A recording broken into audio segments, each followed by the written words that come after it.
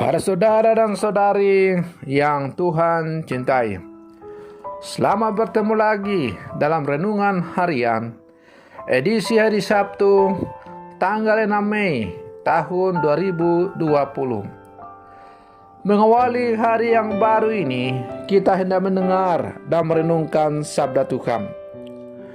Marilah sebelum kita mendengar dan merenungkan sabda Tuhan, kita awali dengan berdoa.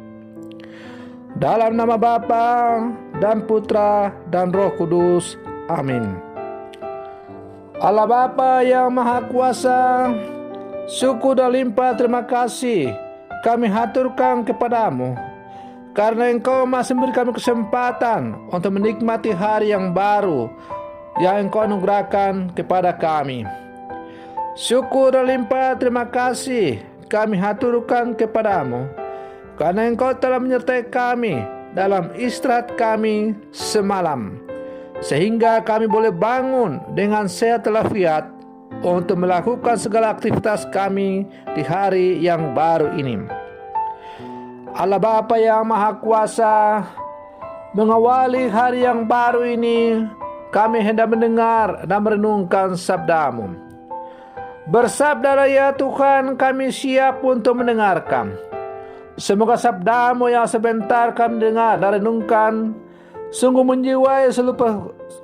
menjiwai perjalanan kami di sepanjang hari ini, sehingga kami sungguh-sungguh menjalankan tugas dan panggilan sesuai dengan kehendak-Mu.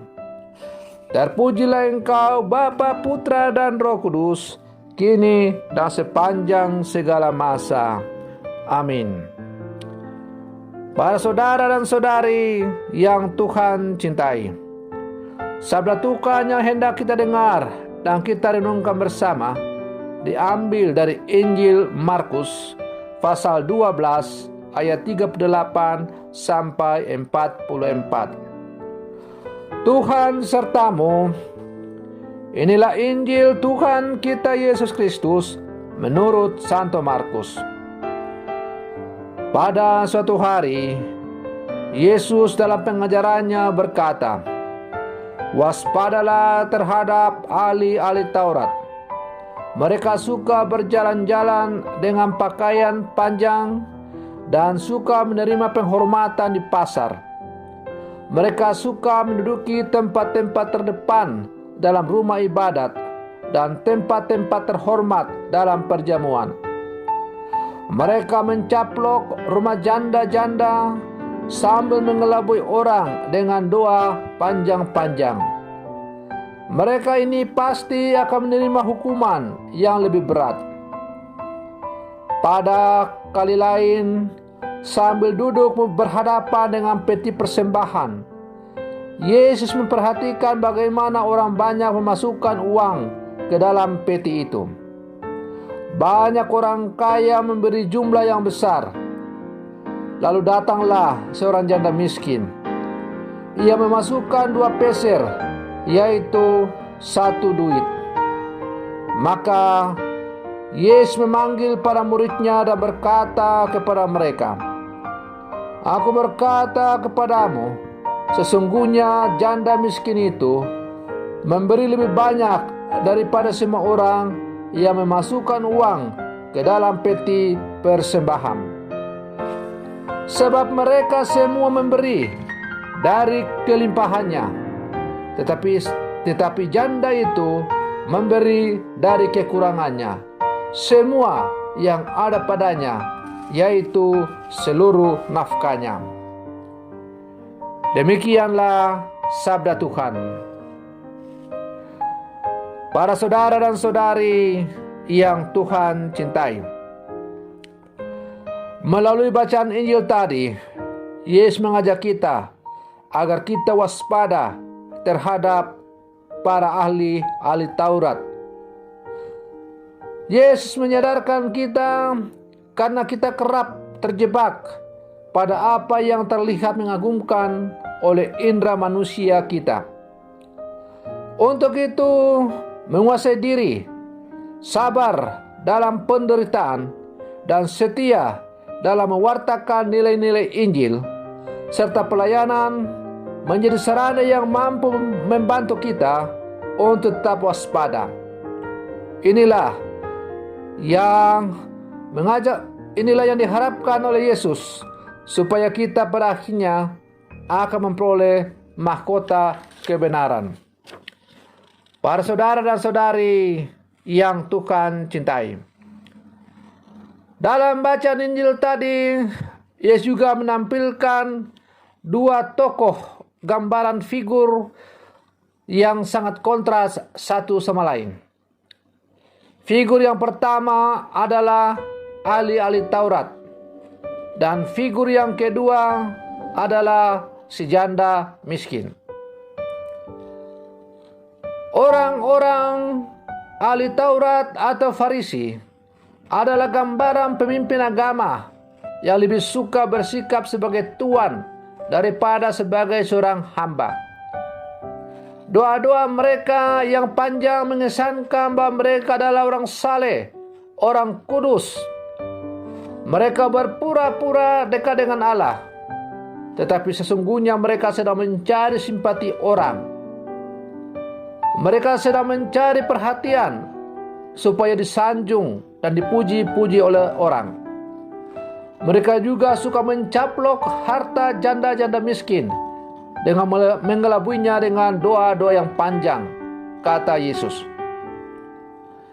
Figur para ahli Taurat atau orang-orang Farisi ini sangat kontras dengan figur yang kedua, yaitu seorang janda. Ia sangat miskin, sehingga hanya bisa memberikan persembahan sebesar 2 peser. Namun Yesus menghargai pemberian si janda. Kenapa demikian? Karena walau ia hanya punya uang sejumlah 2 peser, tetapi ia mau memberikan kedua-duanya.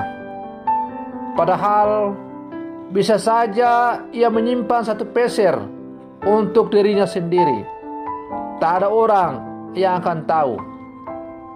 Namun bagi si janda, kemiskinan tidak menghalangi dia untuk mengungkapkan syukur dan penyerahan diri yang bulat dan total kepada Tuhan. Iman dan cintanya kepada Tuhan utuh dan penuh, dan tak tergoda sedikit pun dengan kemiskinan yang ia miliki. Para saudara dan saudari yang Tuhan cintai, melalui tindakan si janda, Yesus mengajarkan bahwa nilai sebuah persembahan bukan ditentukan semata-mata oleh jumlah, melainkan oleh motivasi dan hati si pemberi. Inilah yang membuat persembahan si janda jadi bernilai, yang melepaskan diri dari segala miliknya dan melupakan semua kebutuhannya untuk menyatakan bahwa ia dan semua miliknya adalah kepunyaan Tuhan. Melalui kisah si janda, Yesus bagi menantang anggapan bahwa memberi persembahan dalam jumlah banyak bisa dilakukan bila kita memiliki banyak uang. Si janda mematahkan anggapan itu.